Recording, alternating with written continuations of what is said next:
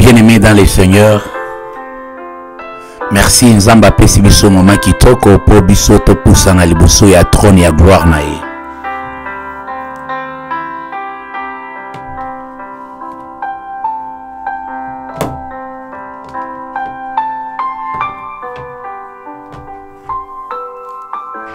Okoki ko partager massivement pour na bandeko oyo mususu peut-être bazali nano na direct te okoki ko partager. Voilà.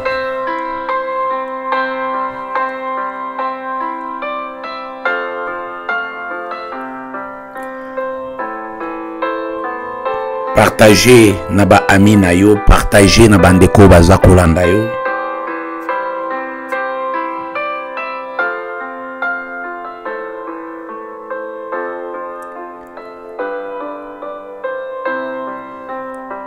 Et voilà. Pendant moment oyo tolingi kokende kobondela Nzambe na biso pona kotika moment oyo na kati na loboko na Nzambe.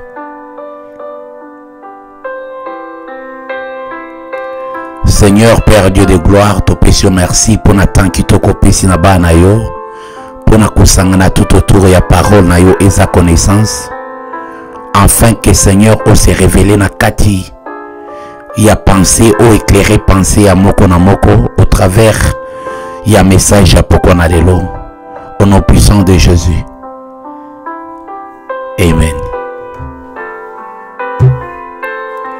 Bien-aimé, ce que vous avez la question, ezali na WhatsApp, oyo eza liboso na yo, na kati ya WhatsApp oyo, c'est les plus 353 85 14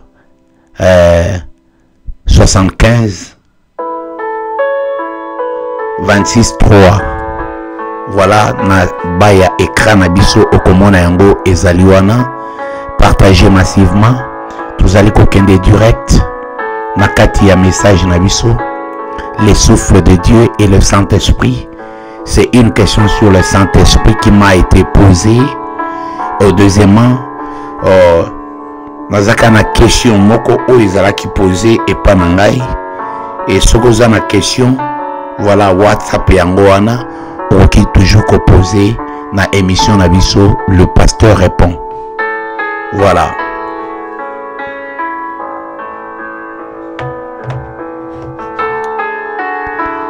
Comment quitter comme ça là, signe que Ozali juste koyo kolanda koyoka très bien. Volume nabiso ezali très bien. Comment quitter comme ça là, signe te. Voilà. Voilà, pendant ces moments, il y a transition. Nazali ko saluer bandeko nyonso baza na ligne pour na kolana message na biso parfaitement. Nzamba pambola bino.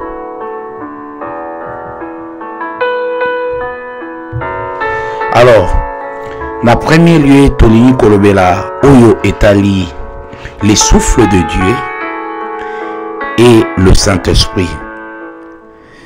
Ça paraît que ezali eloko moko, mais les autres lignes ko expliquer pour la question oyo ezalaki posé bien aimé na kati ya livre ya Genèse, c'est-à-dire ba question na biso tozali ko répondre yango compte tenu tozola kisa plus de preuves ya makambo oyo tozali koloba tonde komoko amataki na kati ya révélation.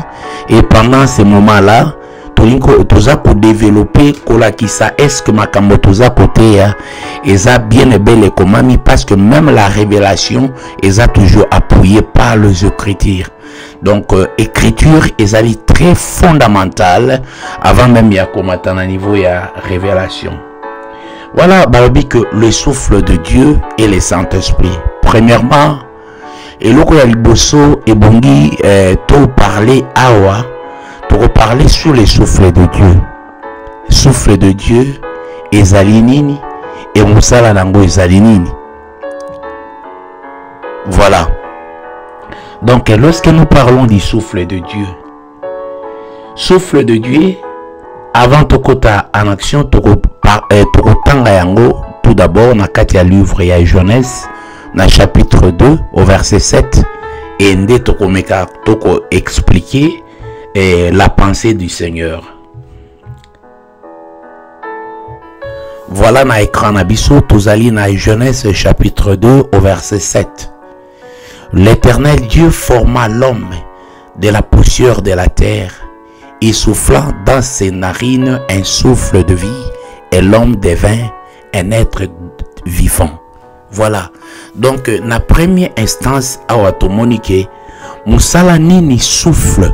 Ce qui balobi souffle de Dieu.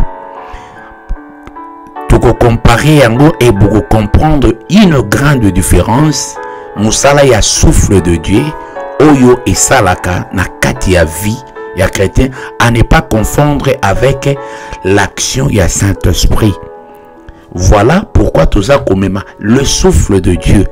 L'Éternel Dieu forma l'homme de la poussière de la terre, il souffla dans ses narines un souffle de vie, et l'homme devint un être vivant. Voilà. C'est-à-dire que en première position, le souffle de Dieu ezali kopé sabiso capacité. Souffle de Dieu ezali ko représenter donc la création, le mouvement, l'être. Donc les mouvements, parce que au komona que na création nzamba azwa ki masi ya mabele a formé azwi yango a formé yango, mais ezalaki na vite e bandaki koningana te, ezalaki na eloko moko te. C'est-à-dire que souffle de Dieu elingi koloba ke eloko nyonso oyo ezali koningana nde babeng oyo nzambe a soufflé na kati na yango, boko mona yango na réaction ke souffle ya nzambe eza na kati a partir ya animation, a partir ya koningana, a partir ya vie. Parce que eloko nyonso eza koningana na elingi koloba ezali na vie. Voilà rôle ya souffle de Dieu, souffle ya nzambe. Donc yango Genèse na chapitre 2 alobi ke nzambe a soufflé na kati ya narine, na kati nakanisi le bien-aimé Simplice a expliqué ki narine bazolo madusu mibale ya zolo akendaki e tina na yango ezalaki nini? Tina na yango ezali kokoti sa vie. C'est-à-dire awa bazali kokoti sa vie na kati ya mas oyo babenga ki corps oyo ezalaki na vie te po ezwa vie. Alors tomoni directement tokokende ko comprendre ngo lisusu na verset muso ya mibale, parce que bongi tous en a plus de preuves na Job 33 au verset 4. Job 33 au verset 4 elobi: l'esprit de Dieu m'a créé et le souffle du Tout-Puissant m'anime. Ce côté na tableau na biso, souffle du Tout-Puissant m'anime. Donc souffle na ye. Awa tomoni déjà il y a une différence entre l'esprit. L'esprit de Dieu m'a créé. Pourquoi balobi que l'esprit a créé ici? Parce que la création est au niveau de la pensée. Et l'opinion création est au niveau de la pensée, c'est-à-dire au niveau de l'esprit. La création vient de l'esprit. Mais pour couper sa vie, maintenant là il s'agit, il y a Saint-Esprit. Non, il s'agit du souffle plutôt. Mes excuses. Souffle ezali couper sa vie, ton animation, ton mouvement, ton l'être. Voilà nde elingi kolakisa souffle ya nzambe. Souffle ya nzambe na kati sel passe na kati ya moto. Alors awa tomoni na kati ya verset oyo déjà une différence et salami au niveau ya esprit et puis na souffle. Même à malembe to comprendre en plus mieux pour pour comprendre. Même tant aux akotanga ba verset mususu, là où il s'agit, il y a souffle, là où il s'agit, il y a esprit. Et puis, vers la conclusion, tokoki komona biloko oyo mibale et ça la kanini na katia ya vie ya mutu. Toko différencier yango pour ozwa réponse ya malamu na katia ya question wana. Alors, dans Genèse chapitre, au chapitre 30, chapitre 1, verset 30, Bible za koloba, toujours dans l'écran na biso, Bible zali koloba na Genèse chapitre 1 au verset 30, et à tout animal de la terre, à tout oiseau du ciel et à tout ce qui se meut sur la terre, ayant en soi un souffle de vie, je donne toute herbe verte pour nourriture. Voilà, donc verset 30, soyez continuez. C'est-à-dire, les souffles de vie, et les souffles de vie, ezali kaka na mutute, à ne pas confondre. Eza kaka na mutute, mais souffle de Dieu, eza na kati ya banyama. Souffle de Dieu, eza na kati ya banzete. Souffle de Dieu, eza na kati ya ba insecte. Souffle de Dieu, eza na kati ya biloko nyonso oyo ezali en mouvement. Donc c'est là où devient le problème aussi. Na auto lobaka ke tant au total n'a dit commandement, babi que tu ne tueras point. C'est-à-dire que au comment na pouvoir il y a koboma biloko mosusu au moni verset wana eza verset moko très ouvert, tu ne tueras point. Mais ko tuer elin kolobaki kolongola souffle ya eloko moko oyo nzambe akelaki. Je donne un exemple, insecte moko azali koleka obambi lipapa, insecte wana kufi obomi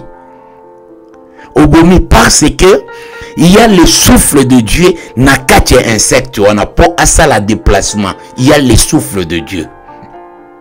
Na nyama nyonso za komona, il y a le souffle de Dieu. Yango peut-être tant on azali kotala naza komona comment est-ce que mindele ezana biloko mususu balinga jamais koboma. Balinga jamais koboma. C'est pour dire que batumoko na niveau moko boye, certains niveaux ya spiritualité bazali ko comprendre makambo na ndenge mususu bien aimé dans le Seigneur. Alobike et tout animal de la terre et tout oiseau, tout ce qui se meut, nyonso ayant en soi un souffle de vie. Yango koyoka biso maza koloba que tout ce qui respire, o eza na respiration, o eza na mouvement, o eza kosala loue l'Éternel. C'est-à-dire que na esika oyo mupagano oyo zomona sorcier oyo azana nano na souffle de Dieu, motu nyonso biloko nyonso banzete. Yango oko comprendre que il y a un langage na kati ya banzete, il y a le souffle de Dieu, il y a la vie de Dieu. Na kati ya nzete, il y a la vie de Dieu. Vie ezaka kana kati ya mutute. Non. Vie ezana kati ya biloko nyonso. Le souffle de Dieu, c'est la vie oyo ezana kati ya batu. À ne pas confondre avec l'esprit de Dieu.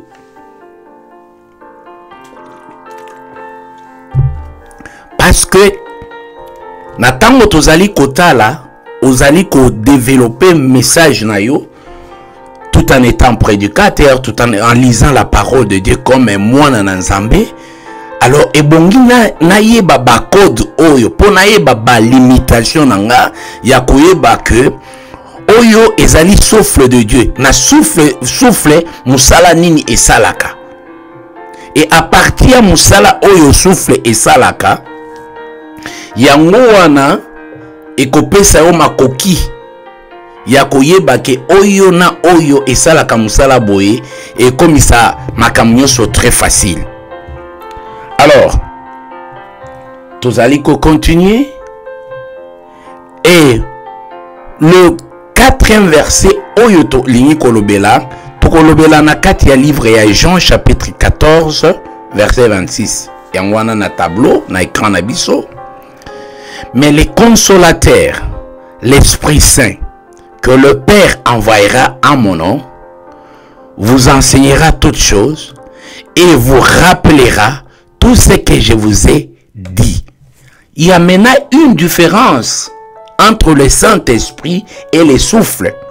Moussala ya souffle ezali pona kopesa vie na eloko nyonso tango nzambe asalaki na création. Donc au niveau de la création, biloko nyonso même Adam na Ève bazalaki seulement na vie ya nzambe na kati na bango.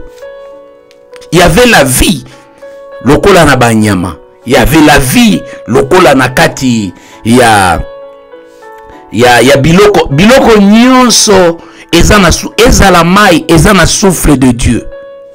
Ezala matiti oza komona souffle de Dieu ezana kati. Biloko nyonso oyo ezaki créé. Ezala même ye moko mabele parce que mabele pe a respiraka. Ezana souffle de vie. Yangwana okomona ake ba biloko oyo nyonso bato mususu na kati ya mulili bakoma kokomande biloko wana parce que na kati ya biloko wana il y a la vie. Ezana vie na kati ya mabele parce que mabele okoyoka ke mabele afongoli munoko. Soki mabele afongolaka munoko, c'est-à-dire mabele azana vie. Azana vie, donc vie ezana biloko nyonso qui nous entoure. Biloko nyonso eza ko respirer. Nzete, fleur, bani, tout ce qui respire, ezana vie, souffle de vie wana na kati. Maintenant, ici, on nous dit, mais les consolateurs,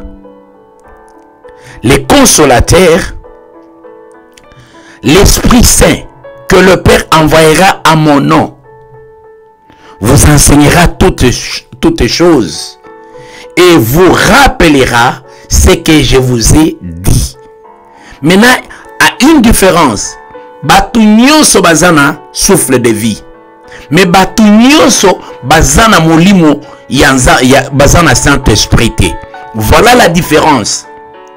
Or le Saint-Esprit pour être azala na kati ya vie na yo, c'est-à-dire ezana ba condition ya ko remplir.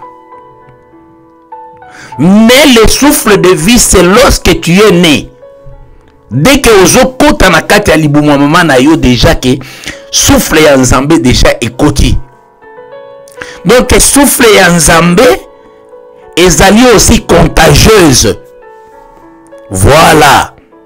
Depuis que nzambe a soufflaki na Adam na Ève, souffle wana ekomi na kati ya multiplication ya souffle. Alors le parent aussi multiplie, bazako multiplier souffle, le même souffle au bazana yango. Et tokomona yango avec les écritures à l'appui. Tokomona yango comment les parents aussi multiplient les souffles. Oyo bango bazalaki na yango, bazako multiplier yango na kati ya ba descendance na bango. Le même souffle de vie. Mais la différence que ba parents bakoki ko multiplier les mêmes souffles de vie en donnant la vie na bana na bango, mais pas le Saint-Esprit. Parce que le Saint-Esprit, il faut qu'on recevoir yé, il faut qu'on dima qu'on recevoir yé aya kokota na kati ya vie na yo. Là il y a des choses. Et ça compliqué te, et ça tellement tozana batu ba créer na baza créer na biso nyonso toza créer na esprit na souffle ya nzambe et toza na ba oyo différence ekomi na ba oyo baza créer na souffle ya nzambe biso nyonso ba créer biso na souffle ya nzambe mais toye ko kabwana biso nyonso en deux parties na nini ba mususu ba recevoir esprit saint ba mususu ba recevoir esprit du malin. Alors, ezali esprit nde ezali sikoyo souffle de vie etambusaka biso te. Souffle de vie epesaka biso capacité seulement ya kopema ya kozala en mouvement. Mais le Saint-Esprit na esprit du malin yango etambusaka bato. yango nde pesaka batu. Yango awa na Jean 14 au verset 26 elobi les consolateurs vous enseignera toutes les choses. Voilà, donc yé azali enseignant. C'est une personne azali enseignant. Donc c'est-à-dire que na kati ya mutu a commis aza double. Donc mutu aza na mutu na kati na ye, et mutu oyo aza na kati na ye une personne du Saint-Esprit. Mutu wana nde azali kotambusa yo. Comme batu mususu bazalaka na monde ya ténèbres balobi ke bazana esprit ba démon oyo batambusaka bango. Et bazalaka vraiment très attentif ya koyoka ndenge ba démon bakoki kotambusa bango. Et par rapport na ba chrétien ba yebite ke mutu mobima o a enseignaka o ya koki kotambusa atambusaka yo azali na kati na yo.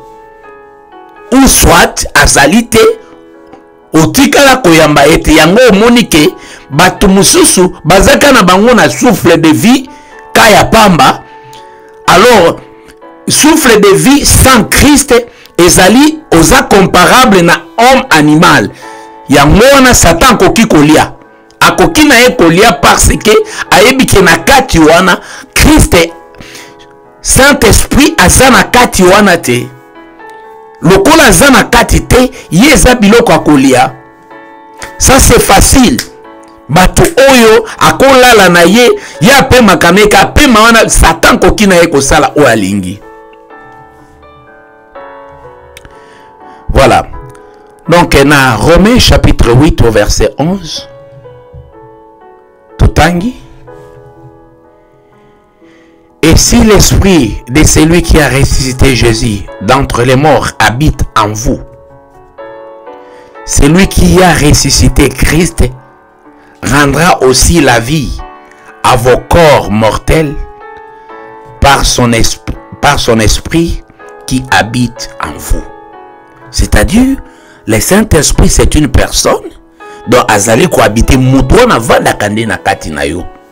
Na lina loba seulement na mutu moko ke ozana mutu ba oyo nyonso véritablement ba yamba Saint-Esprit na kati ya vie na bango ba ebake bazana mutu mobimba nde mungongo oyo yo kaka olobaka 6e eza 6e te lobango ata 9e 7e oyo lobaka na kati na yo pona kopesa yo ba orientation.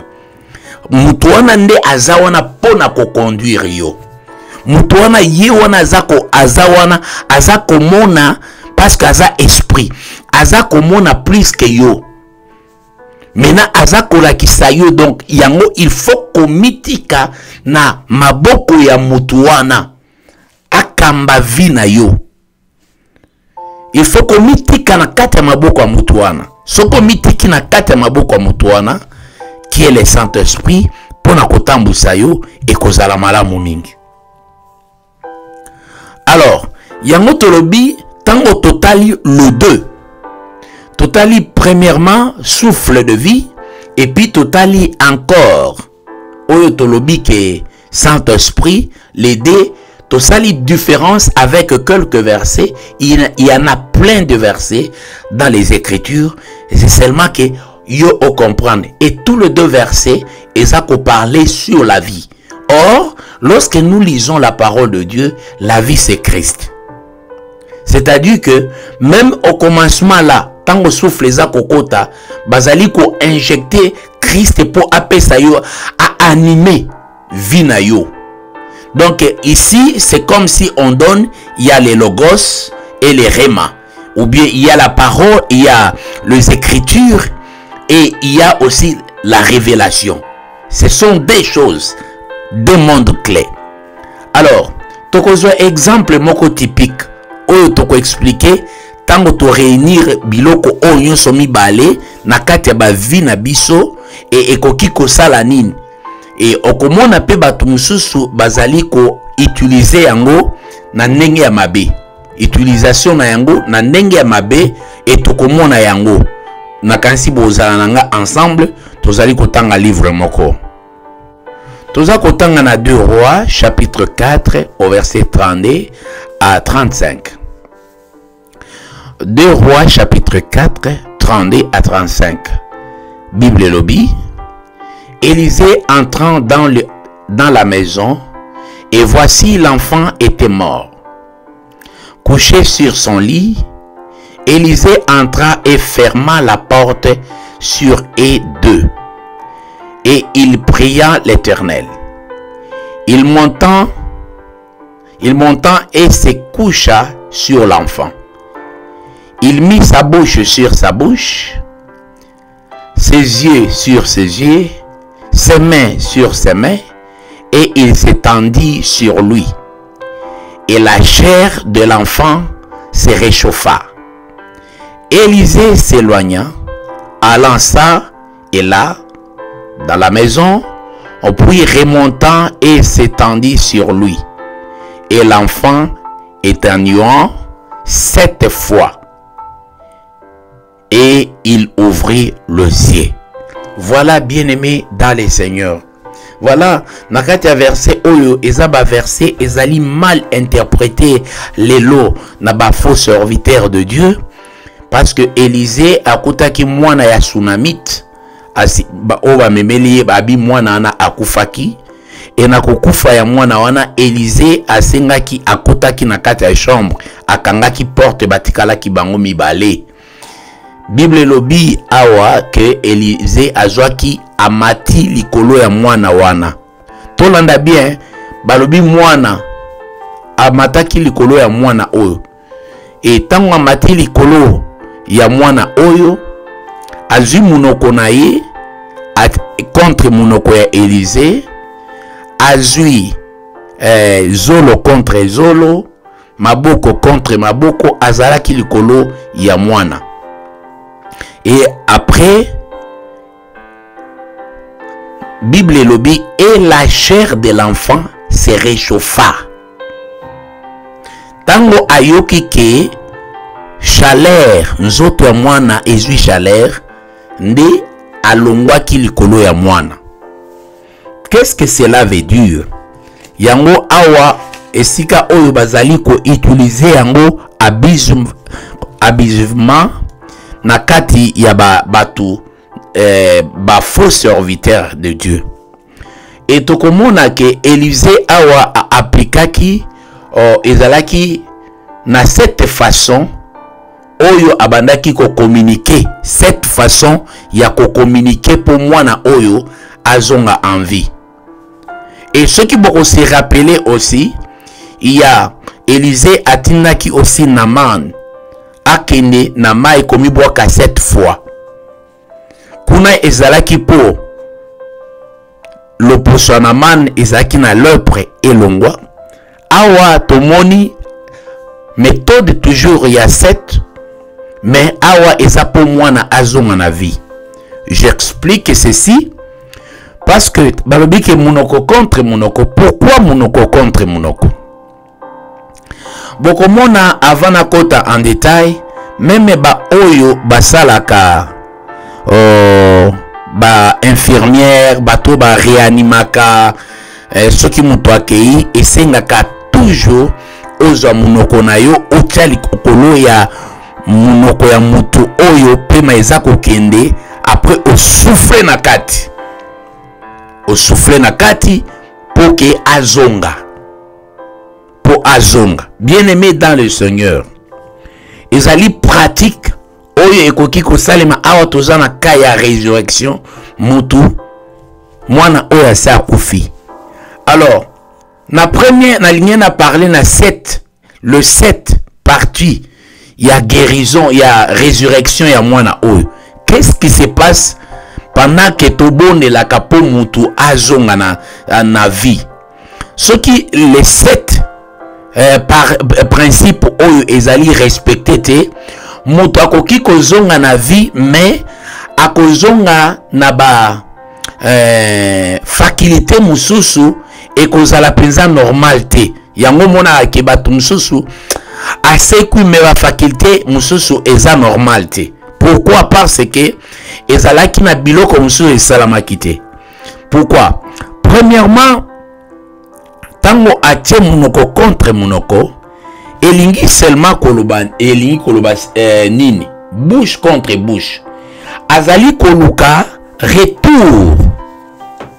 retour ya air to ya ba poumon.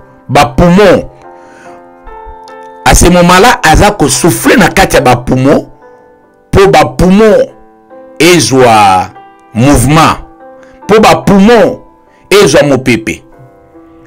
Alors, ce qui tolingi ko kotanga pona ba voie respiratoire ya mwana, voie respiratoire ya mwana. Tozalaki na Genèse na chapitre 2 au verset 7. Et le bela kibiso quelque chose. Abi l'Éternel forma l'homme de la poussière de la terre. Il souffra dans ses narines. Ya mwana kene kotia munoko na zolo parce que ebongaki pema ya vie o eza na kati na ye na lobaki eza contagieuse. Ekota na kati akabola pema na ye azongisa yango na kati ya mwana. Pema wana ezonga na kati ya mwana. Oyo eza kouta na monoko na oyo eza kouta na kati ya zolo. Donc wana bazali ko travailler seulement. Elisa za ko travailler ko réanimer ba poumon ya mwana pour respiration ya mwana e banda kozonga. Wana na premier niveau. Na deuxième niveau, Élisée ebongaki asala partout le moyen tant oza likolo po motema ya mwana e banda lisusu kobeta. Soki totali yango na livre ya Lévitique.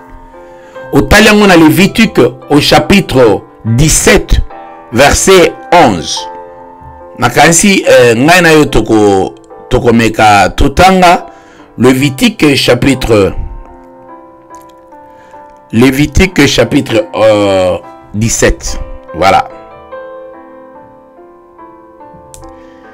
Lévitique chapitre 17. Tokotanga na verset 11. Ce qui est le bélibiso nini.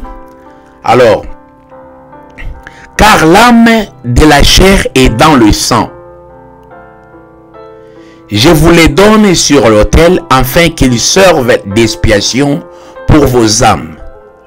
Car c'est par l'âme que le sang fait l'expiation. Voilà.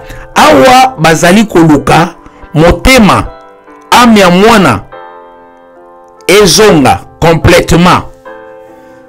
Na moment azako bondela azako commandé respiration, azako commandé battement ya cœur. Battement ya cœur ya mwana. Tellement azali kolo na ye parce que battement de cœur ya Élisée ezako contaminé battement de cœur ya mwana oyo. Tango azali kolo. Et na 2 rois, tokotanga na 2 rois, lisusu o comprendre, na 2 rois, na chapitre 4, 2 rois chapitre 4, verset 24,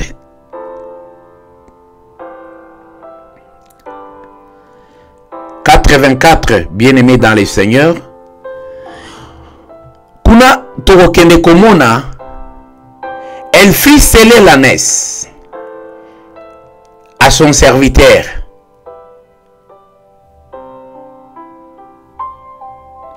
C'est le verset plutôt 34.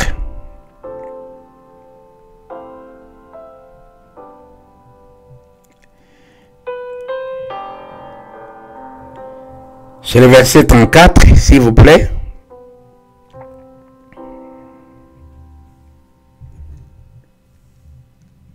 Voilà. Il monta et se coucha sur l'enfant. Il mit sa bouche sur sa bouche, ses yeux sur ses yeux, ses mains sur ses mains, et il étendit sur lui. Et la chair de l'enfant se réchauffa. Et loko ya misato Élisée abanaye koluka awa que chaleur de vie oyo eza na kati na ye, chaleur wana ekota na kati ya mwana wana na 3e position comme troisième élément. Mais na quatrième élément, na quatrième, alobi boye, Élisée aza koluka eloko mususu esalema avant que ye atelema. Soki totangi yango na Job, chapitre 33, au verset 4, elobi boye, l'Esprit de Dieu m'a créé et le souffle du Tout-Puissant m'anime. Parce que chaleur wana, au moment ceux qui m'ont akufi, azaka malili penza na makolo. Maintenant, il fallait la chaleur. Chaleur ezonga na kati ya mwana. Et tout ça, c'est lorsqu'il était, ce sont ezaba raison oyo, ya système oyo, Élisée abanaye kosala likolo ya mwana. Na niveau ya troisième. Na quatrième, ezalaki voie respiratoire. Zolo, gorge, sokota yango touti kotanga awa. Na kati ya livre à Job 33, verset 4. Na cinquième, ezalaki, il fallait qu'on réveille cerveau ya mwana. Na banor ya mwana. Sokotanga yango na livre ya Esaïe. Esaïe chapitre 26. Esaïe chapitre 26. Esaïe 26.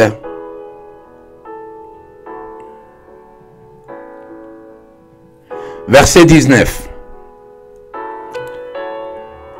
Esaïe 26 et le Biboé. Dans verset 19. Que tes morts revivent et que mes cadavres se réveillent. Réveillez-vous et tressaillez de joie, habitants de la poussière, car ta rosée est une rosée vivifiante, et la terre redonnera le jour aux ombres. Bien-aimé, na kati ya 5e position, ao bazali ko réveiller ba système nyonso ya mutu, système nerveux, ba nerf, cerveau, ebongi. Élisée azali ko kene na pratique wana na niveau ya 5e niveau. Et na 7e niveau, Élisée abanaye koluka azongi sa faculté ya communication oyo tobengi parole. Yangwana peti na lisusu ya kozana monoko, parce que bongaki monoko lolemo et tout à likola lolemo. Pourquoi? Parce que Élisée abanaki ko transmettre communication, faculté ya koloba, faculté ya parole. Donc ce que tangi na kati ya livre ya Marc, plutôt Marc chapitre 7. Dans Marc chapitre 7 au verset 7, verset 34, verset 34 à 35. Totangina no Marc. Puis, levant les yeux au ciel, il soupira et dit, Ephrata, c'est-à-dire ouvre-toi. Et aussitôt ses oreilles s'ouvrirent, sa langue se délia et il parla distinctement. Voilà. Donc, na 7e, na 6e niveau, ezalaki niveau oyo, babanaye komema po communication ya mwana ezala bien. Na tango mwana bakozongisa ye, tango babike mwana za ressuscité, asekwate na ba faculté ndambu ndambu. Et na 7e, esika toye kosukisa, nde 7 niveau oyo Élisée azali ko opérer na kati ya résurrection ya mwana oyo. Na kati ya résurrection ya mwana oyo a opéré 7 niveaux ya ba facteur oyo bongi ezala et fonctionner très bien. Et na 7e, tokotanga na livre ya Jean chapitre 11 au verset 34. 33 plutôt. Ayant dit cela, il s'est crié d'une voix forte, Lazare, sort. Voilà la résurrection au complet. Voilà pourquoi Élisée, tango tolobi na 2 Rois chapitre 4, Élisée entrant dans la maison et voici l'enfant était mort, couché sur son lit. Élisée entrant et fermant la porte sur eux deux. Et il pria l'Éternel, il montant et se couchant sur l'enfant, il mit sa bouche sur sa bouche, ses yeux sur ses yeux, ses mains sur ses mains, et il étendit sur lui. Et la chair de l'enfant se réchauffa. Élisée s'éloigna, allant ça et là dans la maison, puis remontant et s'étendit sur lui. Et l'enfant réternua 7 fois, et il ouvrit les yeux. Après avoir pratiqué les 7 étapes de la guérison et de la résurrection, parce que dans la résurrection, bien aimé, même un homme spirituel, c'est une personne où les 7 facteurs ezali yako, les 7 facteurs ezali en mouvement, nyonso ezali en mouvement. Et yango ne t'étonne pas, tango Élisée akutani na Naman ayebise, il faut amiboaka 7 fois. Pourquoi 7 fois? Parce que akokota na mai 7 fois ezalaki symbole, ya image, ya 7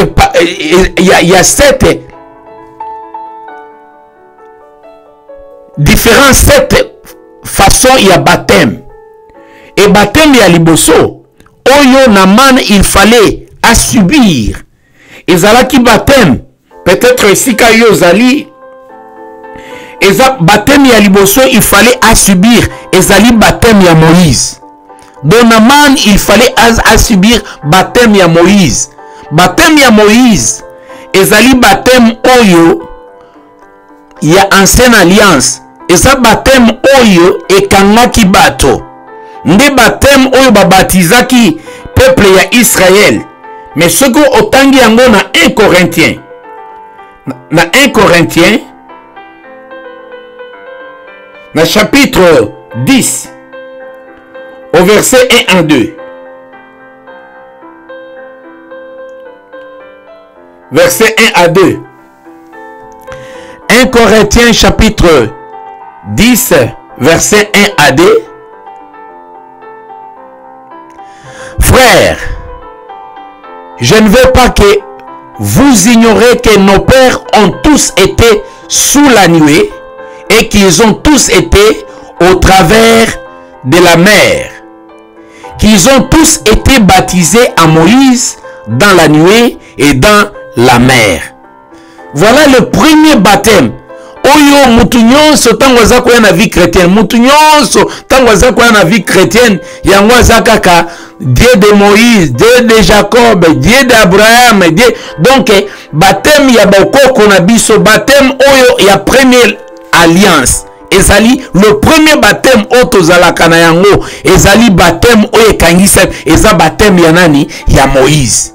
Donc il fallait passer par la souffrance, il fallait passer par la culture wana.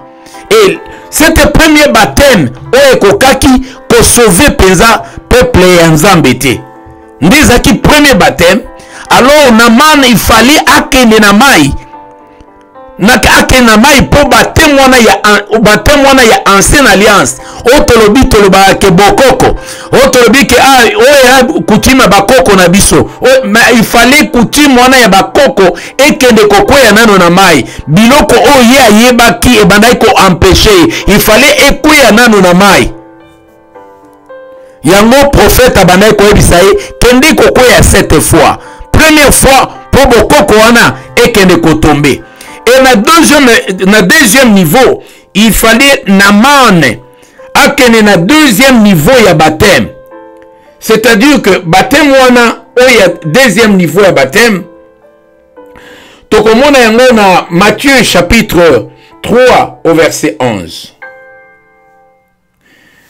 Matthieu chapitre 3 au verset 11, la Bible dit ceci. Moi, je vous baptise d'eau pour vous amener à la repentance. Mais celui qui vient après moi est plus puissant que moi. Et je ne suis pas digne de porter ses souliers. Lui, il vous baptisera du Saint-Esprit et du feu. Voilà. Donc le deuxième baptême, Oyo Naman Bongaki à subir, il fallait à se repentir. Donc baptême et Jean, il fallait à se repentir. Naba comportement, bomonaki niveau ya Naman oya yela ki na yango. Donc ayela ki mobimba mopagano. Donc quelqu'un azaka na souffle. Ya nzambe sa kosa elango fie ayebi ke souffle wana so ba retirer akokoma eloko pamba loko akufa loko la nyama. Maintenant awa babandi kotia eloko ya sika pour être à vivre éternellement. Yango babi que le baptême et la repentance, le deuxième plongée à Naman qui était le baptême et la repentance, il devait se repentir. Naba œuvre nyonso morte na kati ya vie na ye. Bien-aimé dans le Seigneur. Et to comme un troisième baptême. Le troisième baptême, il y a Naman. To kene kotanga ngo na kati ya livre. To tanga ngo na kati ya livre ya Actes des Apôtres.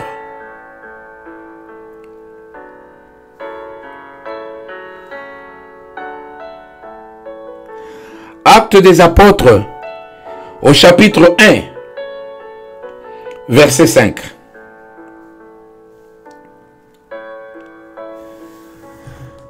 Actes des Apôtres, chapitre 1, verset 5. Car Jean a baptisé d'eau. Mais vous, dans peu de jours, vous serez baptisés du feu et du Saint-Esprit. Le troisième baptême vient le baptême du Saint-Esprit. Wanezalaki, troisième plongée, Yanaman dans l'eau. Le quatrième baptême, toujours Tokende Otala Nakati ya livre ya Jean, ya Matthieu 3, 11. Oesa baptême ya fait. Le quatrième baptême, le baptême de fait. Et le cinquième baptême, Tokende Kotala baptême, il y a souffrance. Donc il y a aussi le baptême, il y a souffrance, Nakati ya vie chrétienne. Cet baptême-là, tu bengiango baptême ya souffrance, ton baptême ya croix. Tu tangiango na livre ya Marc, chapitre 10. Marc chapitre 10, verset 38 à 39. Marc chapitre 10, verset 38 à 39, je lis. Mais Jésus leur répondit, vous ne savez pas ce que vous demandez. Pouvez-vous boire les calices que je bois ou être baptisé du baptême dont je suis baptisé? Ils lui dirent, nous le pouvons. Et Jésus leur répondit, vous boirez les calices que je bois et vous serez baptisés du baptême dont je suis baptisé. Donc, baptême à Jésus, na cinquième niveau, et ça qui baptême aussi, et ben symboliser la souffrance. Oyo, il fallait passer dans l'œuvre de Dieu. C'est la souffrance aussi yopé. Olingaka au passé, na katia œuvre yanzambe. Le baptême de la souffrance. Le baptême oyo Israël peut pasaki. Souffrance. Baptême ya souffrance ne esika ba eprouvaka or. Batia ngona katia moto batala soki eza kongenga. Et ça baptême oyo ekreaka ba fruit comme persévérance. Et ça baptême oyo eyaka kopesa biso patience. Na kati ba vie na biso. Le cinquième baptême, Donc la plongée de Naaman, le 5e plongée de Naaman. Donc il fallait passer, à la baptiser aussi. Nakati a souffrance. Et c'est pourquoi Christ a lobby. Ceux qui okoki komema croix nangaite, osa digne nangaite.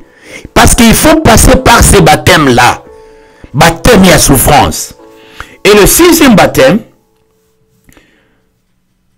tokomona 6e baptême, non, 7e baptême plutôt. Le 7e baptême, c'est le baptême de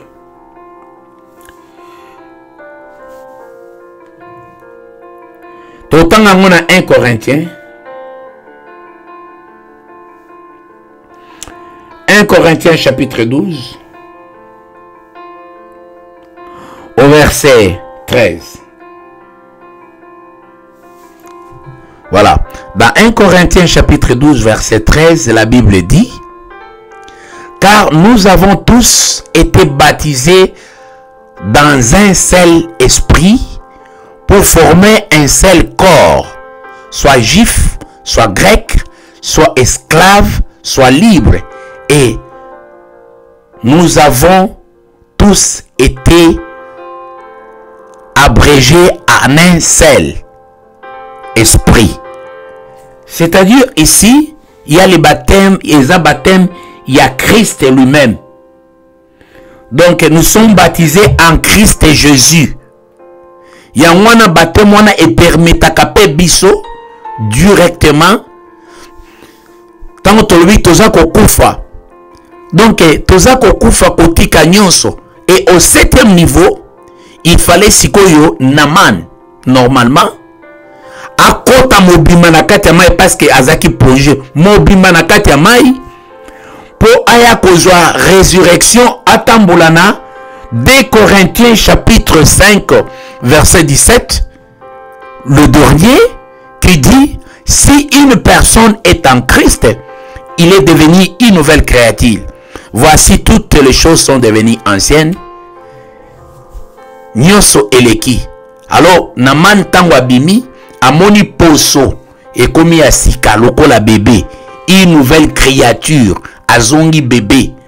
Alors c'est le 7 plongée de Naaman et tindakiye atambola na kati ya lignée ya repentance que mutu nyonso oyo alingi abota mambala ya mibale ebongi a passé na cette plongée ya Naaman. Tandis que mutu oyo azali kosala service œuvre ya délivrance ebongi ayebake tango nazali kobondela pona résurrection ya mutu azonga na vie, il faut akanga les 7 facteurs, les 7 facultés ya mutu, il faut ezonga complètement. Ou soit mutu wana tango akosekwa akoki kosekwa na ba faculté mususu eza en place te.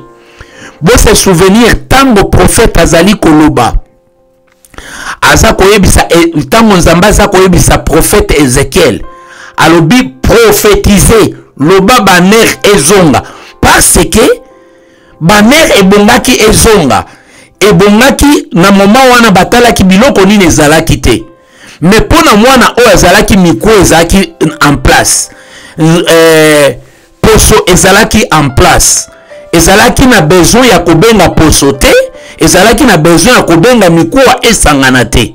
Ça devient différent.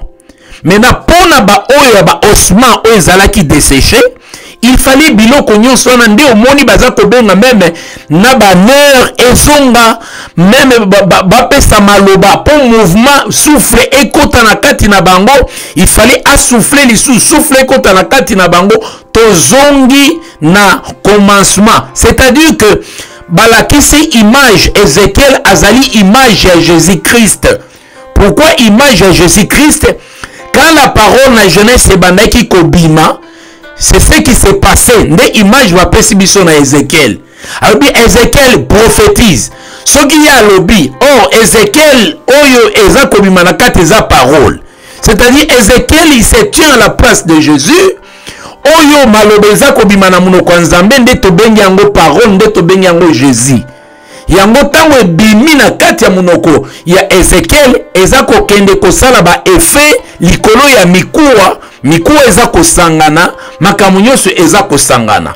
Voilà, bien aimé dans le Seigneur, les deux questions que moi j'ai réussi na mokolo ya lelo tolobaki on va respecter le temps et nous sommes arrivés il y a message na biso ya mokolo ya lelo tolobeli sur le souffle et le Saint-Esprit et tolobeli les 4 dimensions les 7 dimensions oyo et ça y a résurrection na 7 dimensions y a plongé pour mutu azala une nouvelle créature. Nzambe na lola ayeba na kopambola bino bokutani na ngai mokolo ya lundi na même heure na 19h30 jusqu'à 20h30. Nzamba pambola bino tobondeli Nzambe.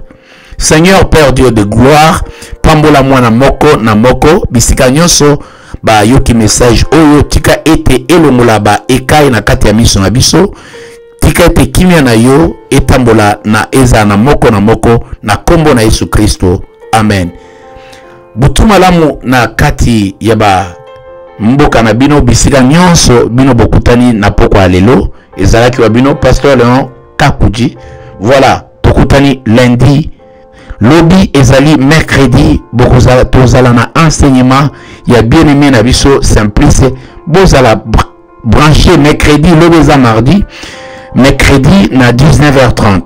Nzamba pambola bino. Ciao.